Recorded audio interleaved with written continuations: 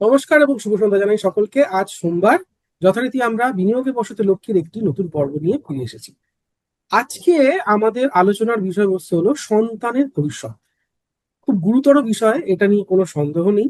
কারণ সন্তান কি বা মানে কোন ক্ষেত্রে পড়াশুনো করবে, তো তার অগ্রগতির পথ কি হবে সেটা তো আগাম এভাবে কারো পক্ষেই বোধহয় প্রেডিক্ট করা সম্ভব নয়। এরকম অনেক ক্ষেত্রেই দেখা গেছে যে সন্তানের পড়াশোনার বিষয় এক ছিল এবং তার চাকরি করার ক্ষেত্র সম্পূর্ণ ভিন্ন। তো এরকম অনেকের ক্ষেত্রেই হয়। তাহলে আপনারা অভিভাবক হিসাবে, তো সন্তানের ভবিষ্যৎ সুরক্ষিত করার জন্য বা তাদের পড়াশোনার জন্য যেভাবেই হোক, আপনারা কিভাবে বিনিয়োগ করতে পারেন, যেভাবে টাকা জমাতে পারেন, কিভাবে সেটাকে প্ল্যানিং অ্যান্ড এক্সিকিউশন কিভাবে করবেন, সবকিছু নিয়ে আজকের আলোচনা। এবং আমাদের সঙ্গে রয়েছেন কৌশিক ঘোষ স্যার। আপনাকে অনেক অনেক স্বাগত আমাদের নমস্কার। শোতে। তাহলে স্যার, আমরা এটা ভাবি যে রিটায়ারমেন্টের অনেকে নিজেদের ভবিষ্যতের কথা ভাবেন না, সন্তানের ভবিষ্যতের কথা ভাবতে গিয়ে নিজেদের শেষ জীবনটাকে অনেকেই জলাঞ্জলি দিয়ে ফেলেছেন। এরকম উদাহরণের কোনো অভাব নেই, বিশেষ করে মধ্যবিত্ত বাঙালি পরিবারে তো এরকম গন্ডা গন্ডা আপনি মানে পাওয়া যাবে আর কি। তাহলে আহ, আমরা কি এরকম একটা মাঝামাঝি কোনো রাস্তা বার করতে পারি, যেখানে সন্তানের ভবিষ্যৎও দেখা হলো এবং নিজেদের শেষ বয়সের ভবিষ্যৎটাও দেখা হলো? কারণ শেষ বয়সে একজন মানুষের টাকার ডিপেন্ডেন্সি সব থেকে বেড়ে যায়, যা আমরা জানি। শরীর খারাপ হয়, ওষুধপত্রের উপর ডিপেন্ডেন্সি বাড়ে, ডাক্তার দেখাতে হয়, বারবার টেস্ট করাতে হয়, জিনিসপত্রের দামও তো ক্রমবর্ধমান। তো ফলে ইনফ্লেশন, এই সমস্ত কথা মাথায় রেখে তো নিজেদের ফিউচারও হলো, বাচ্চাদের ফিউচারে একটা দেখা হলো। তো আমরা কি কি করতে পারি? দেখুন, আহ, প্রথমেই বলে দিই, এই আমরা যখন ছোট ছিলাম, একটা জিনিস লক্ষ্য করবেন। আগে আমাদের জেনারেশন, যখন আমরা বাচ্চা ছিলাম, তখন সবার বাড়িতেই দুজন বা তিনজন ছেলে মেয়ে থাকতো। এখন সচরাচর দুজন তিনজন দেখা যায় না, একজন, অনেক ক্ষেত্রে দেখা যায় কোনো ছেলে মেয়ে নেই। এবং এটার কারণ হচ্ছে কিছুই নয়, এটা হচ্ছে মুদ্রাস্ফীতি। এটাই কিন্তু, যে খরচ চালানো যাবে কি না, এটা তো প্রত্যক্ষভাবে কেউ চিন্তা করেন না, যে আমি খরচ চালাতে পারবো তাহলেই আমার সন্তান হবে। ওরকম ভাবে কেউ চিন্তা করেন না, কিন্তু ওটা মনের ভেতরে হতে থাকে। আগে কি হতো, আগে দেখুন, একটা পরিবারে একটাই ইনকাম থাকতো মোটামুটি, 99% ক্ষেত্রে একটাই ইনকাম থাকতো। সেই ইনকামে সেই পরিবারের পরিবারও চলতো, ছেলে মেয়ের পড়াশোনা হতো, ছেলে মেয়ে বিয়ে দেওয়া হতো, বাবা মা নিজেদের বাড়ি করে বা কোথাও একটা ফ্ল্যাট কিনে, তারা এখনো, তাদের বয়স, মানে আমার বাবার বয়স 85 87, তো এখনো তারা স্বাচ্ছন্দ্যে জীবন কাটিয়ে যাচ্ছে। হ্যাঁ, এর মধ্যে একটাই জিনিস হচ্ছে, তাদের কোনো বিশাল হেলথ প্রবলেম না হলে ভালো আর কি। হুম। কিন্তু আজকের তারিখে দাঁড়িয়ে সমস্যাটা হচ্ছে, ধরে নিন আপনার ছেলে বা মেয়ের বয়স, আমি ধরে নিলাম মেয়ের বয়স এখন 5 বছর বয়স, এই সবে স্কুলে ঢুকবে। অবশ্য আজকাল তো বোধহয় 2 বছর বয়স থেকেই স্কুলে ঢুকে যায়। তো দু আমাদের সময় আড়াইতে তো ঢুকে যায় মোটামুটি। 5 বছর 6 বছরের আগে স্কুল বলে কিছু ছিল না। বাড়িতেই পড়াশোনা করতে শিখতাম আর কি, অ আ ক খ বাড়িতেই শিখেছি। তো ধরে নিন 5 বছর বয়স। এবার ক্লাস 10-এর পরীক্ষা হচ্ছে 15 বছর বয়স, ক্লাস 12 হচ্ছে 17 বছর বয়সে। এই 15 16 আর 17 18 এরকমই হয় আর কি, ওই ডেট অফ বার্থ অনুযায়ী। তারপর ধরে নিন একটা গ্রাজুয়েশন 3 বা 4 বছর হচ্ছে ওই 20 22 এর মধ্যে আর কি। আর তারপর পোস্ট গ্রাজুয়েশন যদি করে। এবার এই খরচাগুলো আপনি যদি দেখেন, আজকে একটা 5 বছরের মেয়ে কোনো একটা বেসরকারি স্কুলে ঢোকাতে গেলে তার অ্যানুয়াল ফিজ, আমি জানি না এখন কত, তবে আমি যা শুনেছি কমপক্ষে 1.5 থেকে 2 লাখ টাকা হবে, হ্যাঁ, কমপক্ষে। ওই ভ্যারি মানে করে। মাসে 10,000 টাকা আমি ধরে নিলাম আর কি। ওটা হচ্ছে হ্যাঁ, ওয়ান আপনি পয়েন্ট ওই two lakhs plus other charges থাকে, এই চার্জ ওই charge, establishment charge, development charge, computer lab, এই ওই সেই লেগেই থাকে আর কি। তারপর বই খাতা কেনা, জামা কাপড়, এই ওই সেই, মানে স্কুল ইউনিফর্ম। তো এবার আপনি হিসাব করে দেখতে পারেন, যে আজকে যেটা 1.5 লাখ, আমি ধরলাম 1.5 লাখ টাকা, মুদ্রাস্ফীতি যদি 7% হয়, স্কুলের খরচ কিন্তু মুদ্রাস্ফীতির চেয়ে বেশি বাড়ছে। তবুও আমি সাত একদম। শতাংশ ধরছি। 7% মানে হচ্ছে 10 বছরে আপনার দ্বিগুণ হয়ে যাবে, তাই তো? তার মানে ক্লাস 10 পৌঁছানোর কাছাকাছি তখন আপনি মাসে এই বছরে আপনি 3 লাখ টাকা কমপক্ষে দেবেন, তার বেশিই হবে হয়তো। ঠিক আছে, এবার ব্যাপার হচ্ছে বছরে এটা একটা, এবার এত বছর ধরে আপনি প্রতি বছর এরকম ভাবে দিতে থাকছেন।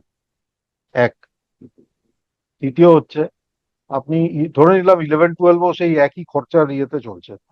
এবার গ্রাজুয়েশন, এবার কি গ্রাজুয়েশন কি সাবজেক্ট করবে সেটা আমি জানি না, কিন্তু মোদ্দা কথা হচ্ছে দু রকম জায়গায় স্নাতক মানে স্নাতক করা যায়। একটা হচ্ছে সরকারি, একটা হচ্ছে বেসরকারি। সরকারি সুবিধা হচ্ছে ম্যাক্সিমাম সরকারি যেগুলো পুরনো সরকারি প্রতিষ্ঠান, মানে শিক্ষা প্রতিষ্ঠান, সেগুলোর নাম আছে, সেগুলো মোটামুটি পড়াশোনা করে ঠিক করে বের বের হয়ে যায় লোকে, এবং সেগুলোতে খরচা সবচেয়ে কম, কেননা সরকারি বলে। এবার বেসরকারি দিলে সমস্যা হচ্ছে আজকাল বেসিক আর্টস ফার্টসেও শুনেছি নাকি বছরে 2 লাখ 5 লাখ এরকম লেগেই যায় আর কি। আর ইঞ্জিনিয়ারিং ফিঞ্জিনিয়ারিং এ তো মানে আইআইটি ফাইআইটিতেই এখন বোধহয় বছরে প্রায় 6-7 লাখ লেগে যায়। বেশি। আমাদের সময়, আমার মনে আছে, আমাদের সময় আইআইটি 4 বছর হোস্টেল আর টিউশন মিলিয়ে 4 বছরে 50,000 টাকায়, 55,000, না 50,000 টাকায় বেরিয়েছিলাম। আর 2 বছর আইআইএম এ হোস্টেল টিউশন মিলিয়ে 55,000 টাকায় বেরিয়েছিলাম। কিন্তু সেটা হচ্ছে 1989 থেকে 93 আর 93 থেকে 95। তখনকার 50,000-এর দাম এখন কিন্তু প্রায় 50 লক্ষ। তাই তাও জন্য তো হ্যাঁ। তখন আমার এখনো মনে আছে আমাদের অনেকেই কিন্তু প্রশ্ন বাবা মাকে জিজ্ঞেস করতো যে মানে পোস্ট গ্রাজুয়েশনের জন্য, মানে এই এই এত খরচ লাগবে, দিতে পারবে কি? না দিলে চাকরি পেয়ে গেছে, আমি চাকরি করবো। তাই জন্য অনেকেই চাকরি করে নিজে পয়সা জমিয়ে তারপর পোস্ট গ্রাজুয়েশন করতো। কিন্তু এখন সমস্যা হয়ে গেছে যে আপনার পড়াশোনার যা দাম হয়ে গেছে, যা মানে একটা ডিগ্রি পাওয়ার জন্য যা খরচা করতে হচ্ছে, সেটা দিতে গিয়ে দুরকম উপায় আছে। একটা হচ্ছে বাবা মা দিচ্ছে, আরেকটা হচ্ছে আপনি লোন নিচ্ছেন। দুটোই কিন্তু আমি বলবো এই আজকের দিনে দাঁড়িয়ে দুটোই কিন্তু মানে একটু কি বলবো, মানে একটু ভয় পাওয়ার মতো। তার একটা কারণ ভীতিপ্রদ, হচ্ছে আপনি ভয়ঙ্কর যদি কারণ। লোন নেন, আপনি প্রথম দিন থেকে আপনি কিন্তু ইএমআই ঢালছেন। আপনি চাকরি করতে পেলেন কি পেলেন না, আপনার ইএমআই শুরু হয়ে যাবে। এবং এই লোনগুলোর গ্যারান্টার কিন্তু আপনার বাবা মা। হুম। একদম। আপনি যদি না দিতে পারেন তাদেরই দিতে হবে, অথবা বাবা মার জমা পুঁজি থেকে আপনার এগুলো খরচা বেরোবে। তো এবার আমি দেখুন, ব্যাপার হচ্ছে কি, মানে যেরকম দেশ ওরকম ভেষ, যেরকম বলে আর কি, তাই তো? অবস্থা বুঝে আমাদের ব্যবস্থা করতে হবে। এবার যদি আপনি মনে করেন যে আমার অত ক্ষমতা নেই যে পোস্ট গ্রাজুয়েশন বা পোস্ট গ্রাজুয়েশনে বিরাট টাকা খরচা করে আমি ছেলে মেয়েকে পড়াতে পারবো, হতেই পারে। সেটা কিন্তু আপনার ছেলে বা মেয়ে একটু ক্লাস 5 টাইপ অব্দি পৌঁছালে, 10 বছর বয়স হলে কিন্তু তাদের আস্তে আস্তে বুঝিয়ে দিতে হবে যে এটা কিন্তু বাবা মার মানে এন্ডলেস এটিএম নয়, যে যা চাইবো তাই পাইবো, এবং যেটা ভাববো এটা করব, এটা যা খরচ হবে ওনারা মিটিয়ে দেবেন। এটা কিন্তু অসম্ভব। এটা এবার এটা কিন্তু আমি যেটা বলছি এটা কন্ট্রোভার্সিয়াল স্টেটমেন্ট। এটা লোকে শুনে ভাববে এটা কি বলা যায় নাকি, আবার ছেলে মেয়েদের ভবিষ্যৎ তো আমাদের হাতে, নিশ্চয়ই আপনাদের হাতে, কিন্তু আপনাদের নিজেদের ভবিষ্যৎ আপনাদের হাতে। আমি একটা ছোট্ট উদাহরণ দিচ্ছি। আপনার বয়স 30, সরি আপনার বয়স 35, এখন বিয়েও লেটে হচ্ছে, ছেলে মেয়েও লেটে হচ্ছে, তার বয়স 35। আপনার মেয়ের বয়স 5। তার মানে মেয়ে যখন ক্লাস 10-এ পড়বে তখন আপনার বয়স 45। মেয়ে যখন ক্লাস 12 দেবে আপনি 50 ছুঁই ছুঁই। আর মেয়ে যখন গ্রাজুয়েশন করবে আপনি 50 পেরিয়ে গেছেন। ঠিক আছে, এবার মেয়ে গ্রাজুয়েশন করে পোস্ট গ্রাজুয়েশন করবে বা করবে না, তারপর ধরে নিন কোথাও কর্মসংস্থান হলো, তারপর তার বিবাহ আছে, এটা ন্যাচুরাল, কিছু করার নেই।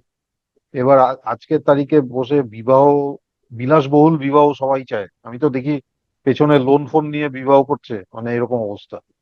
তো যাই হোক, তো এই খরচা যদি আপনি হিসেব করেন, একটা ক্যালকুলেটর নেবেন, আজকে মাসিক খরচা আপনার পরিবারের কত, সেটা মাল্টিপ্লাই করবেন, গুণ করবেন 1.07 দিয়ে, টু দা পাওয়ার কত বছর, সেটা কিন্তু আপনার 10, 15, 20 অত বছর পরে অত মাসিক খরচা লাগবে মিনিমাম।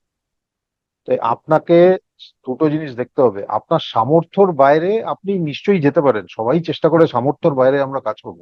দেখুন, সামর্থ্যর বাইরে যদি আমরা চেষ্টা না করি তাহলে উন্নতি হয় না, কিন্তু সামর্থ্যর কত বাইরে যাব সেটা কিন্তু আপনাদের যাচাই করতে হবে। তো এই কথাটা বলে আমি বলবো যে আপনার যদি ধরে নিন মেয়ের বয়স 5, প্রথম জিনিস হচ্ছে আপনি একটা পিপিএফ অ্যাকাউন্ট খুলে দিন। ওটা লক ইন হচ্ছে 15 বছর। ওটা 7% থেকে 8%-এর মধ্যে কোনো একটা সময় জায়গায় ঘুরতে ঘুরতে থাকে ইন্টারেস্ট রেট। ওটা কিন্তু, ওটা লক ইন যেহেতু আছে, পিপিএফ আর ট্যাক্স ফ্রি, এখনো পর্যন্ত ট্যাক্স ফ্রি আছে, পিপিএফ যা ম্যাচিওর করে পুরোটাই ট্যাক্স ফ্রি। তাই জন্য ট্যাক্স, পোস্ট ট্যাক্স রিটার্ন কিন্তু এটা ইকুইভ্যালেন্ট টু 10% আর কি প্রি ট্যাক্স রিটার্ন অন্যান্য ইনভেস্টমেন্টের। তো এবার ব্যাপার হচ্ছে একটা পিপিএফ নিশ্চয়ই খুলে নিন। এক, দ্বিতীয়, আপনি দেখুন আপনি কোথায় স্কুলে ভর্তি করাচ্ছেন, সেই হিসেবটা করুন, মাসে কত লাগছে, সেই মাসিক মায়না মানে স্কুলের ফিস দেওয়ার জন্য আপনার কত দরকার, প্রথমে সেই অনুযায়ী আপনি একটা ইনভেস্টমেন্ট করুন। এবং চিলড্রেন্স প্ল্যানও পাওয়া যায় মিউচুয়াল ফান্ডে, আইসিআইসিআই, অনেকের, এসবিআই, সবারই চিলড্রেন্স প্ল্যান আছে। তো সেই, সেগুলোতে কিছু লক ইন থাকে, ওটা লক ইনটা একদিক থেকে ভালো, যাতে মানে কেউ হাত না দেয়, কেননা যত আমরা হাত কম দেবো ততই ভালো। তো ওরকম চিলড্রেন্স প্ল্যানও আছে। এটা আমি মিউচুয়াল ফান্ডের কথা বলছি, আমি ইন্স্যুরেন্সের কথা বলছি না। আর এছাড়া তো আপনি নিজের ভবিষ্যৎ প্যারালালি আপনাকে করতে হবে। ধরে নিন আপনার 35 বছর বয়স, আপনি ভাড়া বাড়িতে থাকেন, আপনি ভাবছেন বাড়ি কিনবেন মানে ফ্ল্যাট কিনবেন, কোথাও তো একটা ছাদ দরকার, সেটারও খরচা আছে, সেটারও প্ল্যানিং করতে হবে। এদিকে বাচ্চার এডুকেশনের প্ল্যানিং করতে হবে, আপনার আয় ব্যয় সবই ব্যালেন্স করতে হবে, তার মধ্যে ইনভেস্ট করতে হবে। এটা কিন্তু একদম মানে আগেকার দিনে কি হতো, চলে যাবে, এবং চলেও যেত, একটু ভগবানের ভরসা করে চলে যেত, সবারই ভালো মন্দ চলে যেত। এখন কিন্তু আর ভগবানের ভরসা করে হচ্ছে না, এটাই হচ্ছে সমস্যা। স্যার আমরা যদি এরকম ধরুন সন্তানদের তিনটে এজ গ্রুপে ভাগ করি, সদ্যজাত সন্তান থেকে 5 বছর বয়স, মানে ধরুন স্কুলে ঢুকে গেছে, মানে প্রি স্কুল কমপ্লিট করে স্কুলে ঢুকে গেছে এরকম একটা বয়স, 6 থেকে 10 আর একটা এজ গ্রুপ, 11 থেকে 15 আর একটা এজ গ্রুপ, মানে যারা জাস্ট টেনে উঠেছে মাধ্যমিক, এবার তাদের বড় এডুকেশনাল লিপটা স্টার্ট হবে। তো আমরা যদি এরকম পর্যায়ে ভাগ করি, অনেকেই এরকম আছেন যারা হয়তো সুযোগ সুবিধা হয়নি, তারা ইনভেস্টমেন্ট করতে পারেনি বা প্ল্যানিং করতে পারেননি। সেক্ষেত্রে আপনি এই তিনটে এজ গ্রুপ যাদের আছে, একটা তো আপনি বলেই দিলেন যে পিপিএফ করা, আর যদি কন্যা সন্তান হয় তাহলে স্যার আমরা সুকন্যা সমৃদ্ধি যোজনার ব্যাপারটাও যদি একটুখানি আলোচনা করে নিই, আমার মনে হয় করা যেতে দেখুন, পারে। সুকন্যা সমৃদ্ধি যোজনা আর পিপিএফ দুটো আলাদা জিনিস, আপনি দুটোই হ্যাঁ, করতে পারেন, হ্যাঁ। কোনো সমস্যা নেই, দুটো হুম, কমপ্লিটলি আলাদা জিনিস। হুম, হুম, হুম। মেয়ে পিপিএফ টা সন্তান হলেই কিন্তু একমাত্র আমি করা যায় আর কি। সবসময় পিপিএফ বলি, তার কারণ হচ্ছে পিপিএফ এর একটা লক ইন আছে, আর হুম, পুরো প্রসিডটাই হচ্ছে ট্যাক্স ফ্রি, পুরো hmm. Maturity amount is tax free. তাই জন্য আচ্ছা। পিপিএফ ইজ অলওয়েজ মাস্ট, মানে হুম, পিপিএফ থাকা উচিত। এবং আজকের দিনে পিপিএফ করার জন্য আপনাকে ব্যাংকের ব্রাঞ্চে যেতে হবে না, আপনি অনলাইনেই করে নিতে পারেন। আপনার যদি ওই ব্যাংকে থাকে অ্যাকাউন্ট, আপনি, আর আপনার ছেলে বা মেয়ে তো মাইনর থাকবে, হুম, এবার মাইনরের অ্যাকাউন্টে তখন আপনাকে পেরেন্ট হিসাবে, গার্জিয়ান হিসাবে থাকতে হবে, হুম। এবং সেটা কোনো ব্যাপার নয় আজকে করার। তো সুকন্যা সমৃদ্ধিও নিশ্চয়ই করতে পারেন, দুটোই করুন, যতখানি আপনি করতে পারেন। দেখুন, হ্যাঁ, সবই করা যায়, এবার কতখানি আপনি করতে পারবেন, আপনাকে তো বাড়ির খরচ সেটাই। আছে। একদম, আর একদম। আপনি ধরে নিন এটা করেননি, আপনার মেয়ের বয়স 10 বছর, এখন ক্লাস হুম, 5-এ পড়ে, হুম। শুরু করে দিন। দেখুন, শুরুটা করতে হবে কোনো একদিন, কোনো ম্যাজিক ফর্মুলা নেই যে আজকে শুরু করলাম আর আমার ওই 13% অ্যানুয়াল রিটার্ন চলে এলো, ওরকম ভাবে হয় না। শুরু আপনাকে করতে হবে, মানে বীজ পুঁততে হবে, চারাটা হবে, জল দিতে হবে, ওটাকে সুরক্ষা করতে হবে, তারপরেই না 10 বছর পর গাছ থেকে ফলটা পাবেন। একদম। তো এটা দেখুন, আপনার লেট হলেও শুরু করে দিন, হুম। ওটাই আমি বলবো। কোনো কিছু দেরি করবেন না, এবং কোন মাসে করব ওটা ভাববেন না, শুরু করুন। আপনি ধরে নিন মাসের শেষে আজকে, আচ্ছা ঠিক আছে আমার কাছে 2,000 টাকা আছে, আমি পিপিএফটা আজকেই করে দিই, হ্যাঁ করে দিন। না তো পিপিএফ যে কোনো সময় আপনি পুরো ফিনান্সিয়াল ইয়ার এপ্রিল থেকে মার্চে দিতে পারেন, টোটাল 1.5 লক্ষ টাকা দিতে পারেন ম্যাক্সিমাম প্রতি হুম। বছর। তো হুম। আপনি যখন যেটা যখন পারবেন দিন, কোনো সমস্যা নেই। সেটা। আর আরেকটা জিনিস আমি বলবো, দেখুন এই যে বাচ্চার জন্মদিন বলুন, বা যখন অন্নপ্রাশন হয়, বা বাচ্চার জন্ম হলো, শুভাকাঙ্ক্ষীরা আত্মীয় স্বজনরা সবাই আসেন তো, যদি সোনা কেউ দেয়, সোনা নিশ্চয়ই নেবেন, সোনা বা রূপো, কোনো সমস্যা নেই। কিন্তু আমি বলবো লোকজনকে, যদি যদি আপনার মানে ওই ওই এরকম একটা ইকুয়েশন থাকে, লোকজনকে রিকোয়েস্ট করবেন আপনি যদি কিছু দেন, তাহলে কিন্তু আজকের দিনে মিউচুয়াল ফান্ডও গিফট করা যায়। হুম। মিউচুয়াল ফান্ডও কিন্তু গিফট করা যায়। আমি তো বলবো বা ইকুইভ্যালেন্ট লোকজনকে, টাকা কেউ দিয়ে দিলেন। হ্যাঁ, একটা মিউচুয়াল ফান্ডের থ্রু দিয়ে টাকাটা দিলেন। একদম একদম। আগেও সেটাও করা কিন্তু যায়। লোকে এই করতো, ছেলে বা মেয়ে হলো একটা এলআইসি পলিসি কিনে নিত। এলআইসি পলিসি গিফট করে দিতে, হ্যাঁ এরকম এরকম তো আগে এবার হয়েছে। ওটার জায়গায় ওই চিলড্রেন্স ফান্ড শুরু করুন, পিপিএফ শুরু করুন, বা ওই মিউচুয়াল ফান্ড শুরু করুন। আর যেহেতু মাইনার, 18 বছরের নিচে তো মাইনার, হুম। তো আপনাকে সাথে থাকতেই হবে। হুম। আর আরেকটা জিনিস, আপনার ছেলে বা মেয়ের ভবিষ্যতের জন্য আগেরও একটা পর্বে আমি বলেছি, মেডিকেল ইন্স্যুরেন্সটা কিন্তু আলাদা করে করে নেবেন, ওর নামে আলাদা করে। তার কারণ হচ্ছে যখন বয়স হয়ে ধরে চাকরি বাকরি করতে চলে গেল, অন্য জায়গায় চলে গেল, ওই মেডিকেল ইন্স্যুরেন্সটা কিন্তু কন্টিনিউ করতে পারবে। এত বছরের কিউমুলেটিভ বোনাস, আর যেহেতু কম প্রিমিয়াম দিয়ে শুরু হয়েছে, আর নো ক্লেম বোনাস অনেক থাকবে, তো তাই জন্য এত বছর ধরে কি হবে, ওটাই সুবিধা হবে। তা হুম। 25 বছরে নতুন মেডিক্লেম নিতে গেলে খরচাটা অনেক বেশি হবে। অনেক বেশি।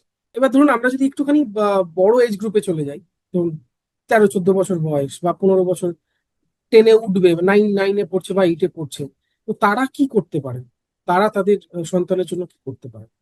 কারণ দেখুন তাদের তখন টাকাটা তো খুব তাড়াতাড়ি অলরেডি দরকার হবে। আপনার 13-14 মানে ক্লাস 8-9-এ পড়ে, 7-8-9 এরকম, 5 বছরের 13-14। মেয়াদে ধরুন একটা কিছু করতে চাইছেন, 5 বছর বা 6 বছর হ্যাঁ, মেয়াদে। তো এবার দেখুন মেয়াদ অনুযায়ী আপনার পাঁচ, এবার সবসময় থাম রুলটা কি, আপনার যদি রিটার্ন পেতে হয় 5 বছর, এবং আপনি একটা গোল বেসড ইনভেস্টমেন্ট করছেন, গোল বেসড, যে এই হুম। হচ্ছে লক্ষ্য, 5 বছর পর আমার এতখানি দরকার পুঁজি, হুম।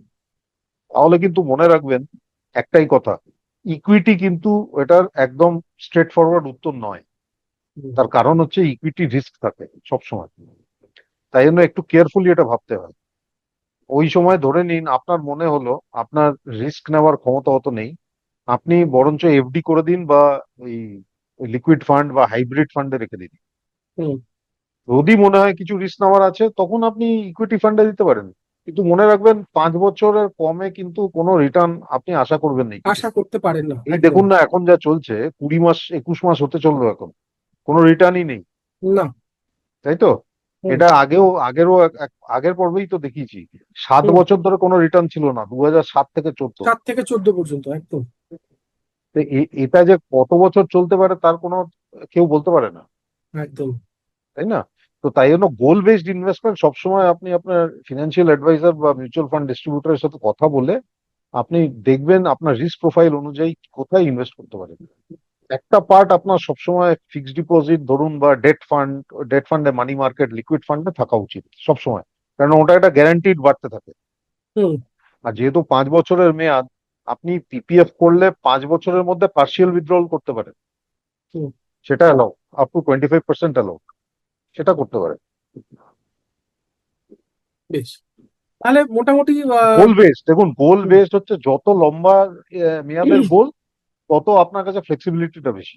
একদম একদম। আপনি ইকুইটির সঙ্গে সোনা, রূপো, হোয়াট এভার যা যা আপনার, আপনি সবকিছু রাখতে, মানে আপনার আপনি ধরুন। মিক্স অ্যান্ড ম্যাচ করে করতে পারেন। একদম।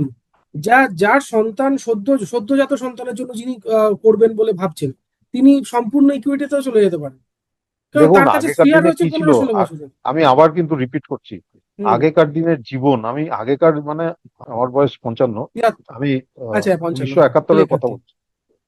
71, 1971-এ কিন্তু আমাদের ভারতবর্ষ একটা অন্য দেশ ছিল। হুম। তখন লোকের হাতে এত টাকাও ছিল না, এত ব্যয়ও হতো না, আমরা এত কিছু অ্যাফোর্ডও করতে পারতাম না। তাই জন্য আমাদের চাহিদাও কম ছিল। হুম, এখন কিন্তু চাহিদা অনেক বেশি হয়ে গেছে। অনেক বেশি। তখন বাড়িতে ফোনই থাকতো না, হ্যাঁ, কারো বাড়িতে কোনো গাড়ি কি মানে টু হুইলারও থাকতো না, সাইকেল ছাড়া কিছু থাকতো না, তাই না? তো একদম। এবার ব্যাপার হচ্ছে কি, এখন যেরকম আয় বেড়েছে, চাহিদাও বেড়ে গেছে, খরচাও অনেক বেড়ে গেছে। এবং একবার আপনি একটা খরচায় ইউজ টু হয়ে গেলে, একটা লাইফস্টাইলে ইউজ টু হয়ে গেলে না, সেই খরচাটাকে আপনি কমানোটা খুব বেরোতে মুশকিল। খুব কষ্ট হয় আপনাকে। যেরকম আমরা ছোটবেলায় কোনোদিন এসি দেখিনি, কিন্তু এখন এসি ছাড়া শুতে পারছি না, সেটা। তাই না? তো এবার এই এসি চালানোর জন্য খরচাও লাগে, সেই খরচাটা বেড়েই যাচ্ছে। তো একদম। সবকিছু এটা দেখতে হবে। যেরকম ছেলে মেয়ে, আমরা যেরকম কোনোদিন এসিতে বড় হইনি, কিন্তু হুম, আমাদের ছেলে মেয়েরা হয়তো এসি ছাড়া কিছু জানে না। তাদের একদম। ভবিষ্যৎ কিন্তু তাদেরও ভাবতে হবে যে আমাদের এমন কিছু করতে হবে যাতে আমরা এসিটাকে অ্যাফোর্ড করতে পারি। এই লাইফস্টাইলটাকে আমরা মেনটেন করতে পারবো। হ্যাঁ। এবং আমি আবার বলছি, ওইটা কিন্তু খুব কঠিন কথা এবং কন্ট্রোভার্সিয়াল কথা। হুম, আপনার যতখানি ক্ষমতা, ততখানি আপনি কিন্তু করবেন। তার বেশি যদি আপনি করতে যান, কি হবে, আপনার আশা, আশা সবার থাকে, কিন্তু খুব বেশি করতে গেলে কি হবে, আপনার হিতে বিপরীত হবে, আর কিছু হবে না। সেটাই। আপনার নিজের ফিউচারটাকে আপনি স্যাক্রিফাইস করে ছেলেমেয়ের বানাচ্ছেন, খুব ভালো, এটা শুনতে খুব ভালো লাগে। কিন্তু যখন আপনার বয়স 70 75, তখন আপনার কাছে পুঁজি নেই, তখন কিন্তু, আর আপনি তখন আপনার ছেলেমেয়ের ওপর ডিপেন্ডেন্ট, ওটা কিন্তু শুনতে ভালো লাগে না, আপনারই ভালো লাগে। একদম। তাহলে আমরা শো এর একদম শেষ প্রান্তে পৌঁছে গেছি এপিসোডের। তো এপিসোড শেষ করার আগে আমি কিছু চর্বিত চর্বণ দিয়ে শেষ করি যথারীতি। তাহলে যেটা হচ্ছে, একটা পুরনো প্রবাদ আছে, মানে যতটা কাপড় ততটাই পা ফেলে। তার বাইরে ফেলতে গেলে আপনার মানে দুর্ঘটনা ঘটতে পারে, যে কোনো সময় দুর্ঘটনা ঘটতে পারে। আহ সন্তানের ভবিষ্যতের সঙ্গে সঙ্গে আপনাদেরও ভবিষ্যৎ আছে।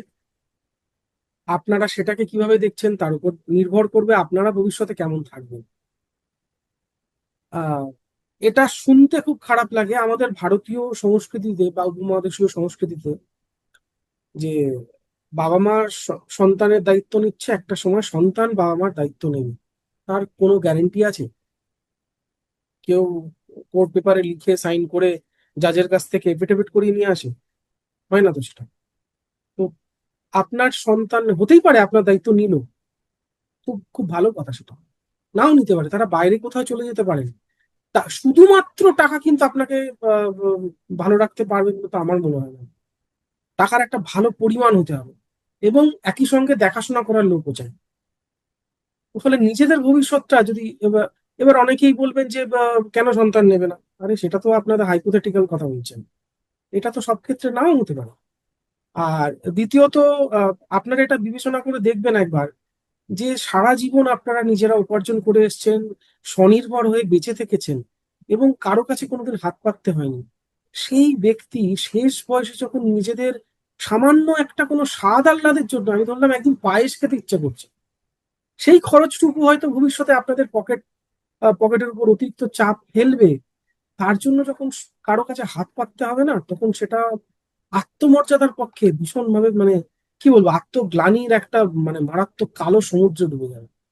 তো সেটা হতে দেবেন না। আমি মানে সেটা, আমার অন্তত সেটাই মত। আমি সেটাই বলবো আপনাদের, অনুরোধ করব, হাত জোর করে অনুরোধ করব, যে আপনাদের সামর্থ্য অনুযায়ী সন্তানের পাশে থাকবেন, নিশ্চয়ই থাকবেন, তাদের ভবিষ্যৎ সুরক্ষিত করার জন্য যা যা প্রয়োজন করবেন। কিন্তু সন্তানকে একই সঙ্গে এটাও বুঝিয়ে দেওয়া আপনাদেরই দায়িত্ব এবং কর্তব্যের মধ্যে পড়ে, যে বাবা, টাকাটা কিন্তু সহজে রোজগার করা যায় না। আমরা একটা অফুরন্ত এটিএম নই যে তোমরা সোয়াইপ করবে আর ভিতর থেকে টাকা বেরিয়ে আসবে, এটা হয় না। আমাদেরও বয়স হচ্ছে, আমাদেরও কর্মক্ষমতা কমছে, দিন দিন জিনিসপত্রের দাম বাড়ছে, এবং মুদ্রাস্ফীতি বাড়ছে। তো একই সঙ্গে তো আমাদের রোজগার করার ক্ষমতাটাও কমে যাচ্ছে, তাই না? তো তোমাদের স্বনির্ভর হওয়ার সঙ্গে সঙ্গে টাকা কিভাবে তোমরা ম্যানেজ করবে, সেটাও যে কিভাবে শেখাবেন, সেটা কিন্তু আপনাকে। আর যদি আপনাদের এক্ষেত্রে ভাবনা চিন্তায় খানিকটা মনে হয় আমাদের ইন্ধন দরকার আছে, তাহলে নিচে দেওয়া যে নাম্বারটি আছে সেখানে ফোন করে বা ইমেলের মারফত আপনারা যোগাযোগ করতে পারেন প্রশিক্ষক স্যারের সঙ্গে। তিনি আপনাদের যথাসম্ভব সাহায্য করবেন। এটুকু তো আপনারা অনেকেই জানেন, এবং আপনারা অনেকেই তার সঙ্গে সরাসরি কথা বলেছেন। তো তো আশা করব আপনারা নিজেদের ভবিষ্যতের কথাটাও ভাববেন। তো আপাতত এই পর্যন্তই। সামনের সপ্তাহে আমরা আবার একটি নতুন পর্ব নিয়ে ফিরে আসবো। নমস্কার। নমস্কার, ধন্যবাদ। আমাদের ভিডিও ভালো লাগলে লাইক এবং শেয়ার করুন। কমেন্ট সেকশনে গিয়ে জানান আপনাদের মতামত। আরও ভিডিও পেতে আমাদের চ্যানেল সাবস্ক্রাইব করুন এবং প্রতি মুহূর্তে খবরের আপডেট পেতে প্রেস করুন বেল আইকন।